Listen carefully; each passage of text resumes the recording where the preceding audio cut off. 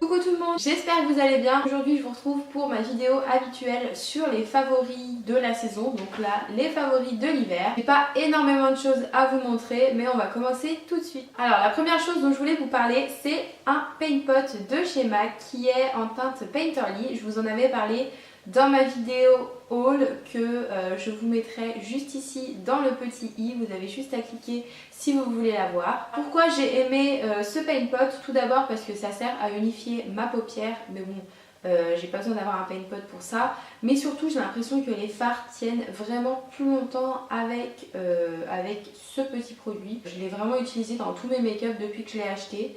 Et j'en suis pas déçue. Donc voilà pour le premier favori de l'hiver. Deuxième chose que je n'ai pas arrêté d'utiliser de tout l'hiver, c'est la définition palette d'Elsa Makeup. Pareil, je vous l'avais montré dans mon haul.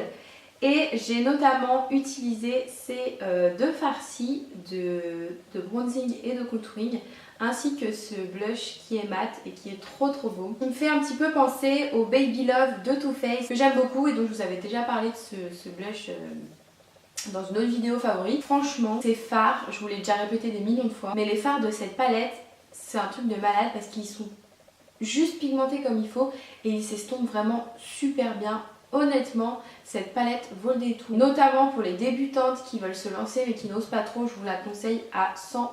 Toujours d'Elsa Makeup, cet hiver, je me suis révélé une passion pour les highlighters crème et donc la Flashlight Palette qui m'a notamment séduite pour ces deux highlighters. En fait, j'ai trouvé que pour la saison, pour l'esprit un peu froid, tout ça, ça faisait vraiment des highlighters naturels sur le visage puisque je les travaillais au doigt et ouais, le rendu était simple, était magnifique. Pour finir, dans la collection Elsa Makeup, j'ai adoré une palette et notamment certains fards.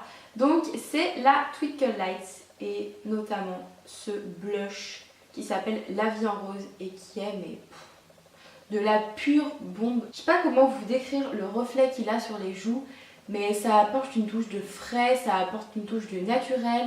C'est comme si on s'était croqué les joues. Ce blush est une merveille. J'ai notamment beaucoup aimé le fard Red Velvet, le fard Twinkle qui est juste là et le fard Esmeralda.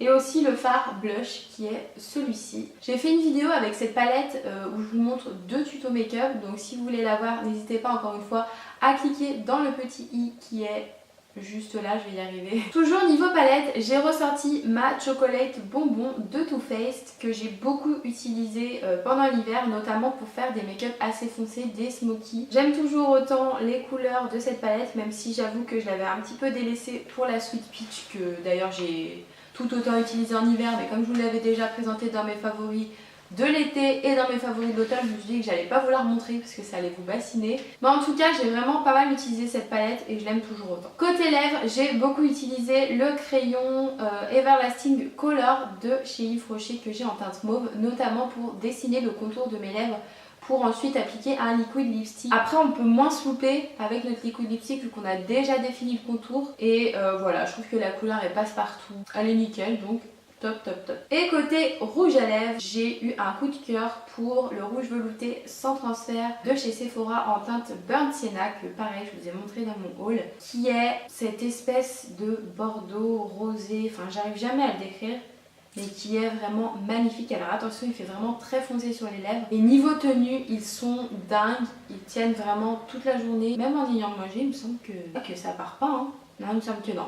Bref, niveau tenue, ils sont top. Donc n'hésitez pas à aller voir tout ça chez Sephora. Normalement, ils devraient avoir toutes les teintes en boutique. N'hésitez pas à aller les swatcher. Et si vous craquez sur un d'entre eux, n'hésitez pas à me le dire dans les commentaires.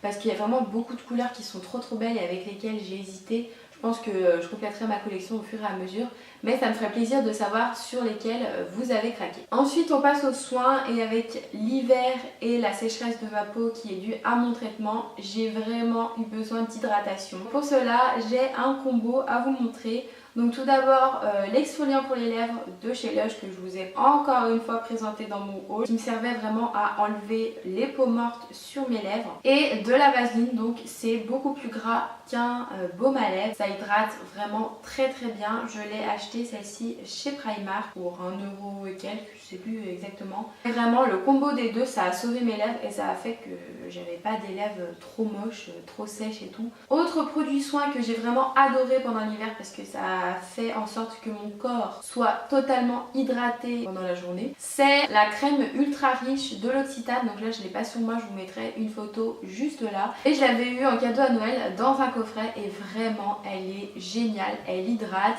Elle ne colle pas sur la peau, vous savez, vous n'avez pas la sensation après, enfin le toucher n'est pas collant. Elle est top et en plus elle sent super bon, le propre on va dire, enfin je sais pas comment vous décrire. Elle n'a pas d'odeur spéciale mais tu sens que ça sent bon en fait quand tu la sens.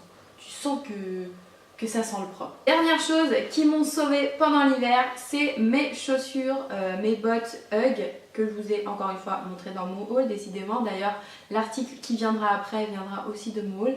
Bref, je les ai portées tout l'hiver et franchement elles m'ont sauvé la vie parce que les jours où il faisait trop froid, bah moi j'étais au chaud quoi, j'étais tranquillou dans mes bottes en pilou. Et voilà. D'ailleurs vous les avez vus dans ma dernière vidéo sur les tenues, mes tenues préférées de l'hiver. Donc pareil, je vous la mets dans le petit juste là. Et sans grande surprise, mon dernier favori de l'hiver, c'est ma veste Pull&Bear en fourrure drapée. Pareil que je vous ai montré dans mon haul et dans ma dernière vidéo. Je l'ai portée tout l'hiver et franchement elle est assez fine mais elle tient super chaud, elle est classe, elle fait habiller, je l'ai adorée. En plus moi qui n'ai pas l'habitude de porter des couleurs claires, bah avec cette veste c'est chose faite. Donc voilà, je suis trop contente de cette veste et j'ai hâte d'être à l'hiver prochain pour pouvoir la reporter.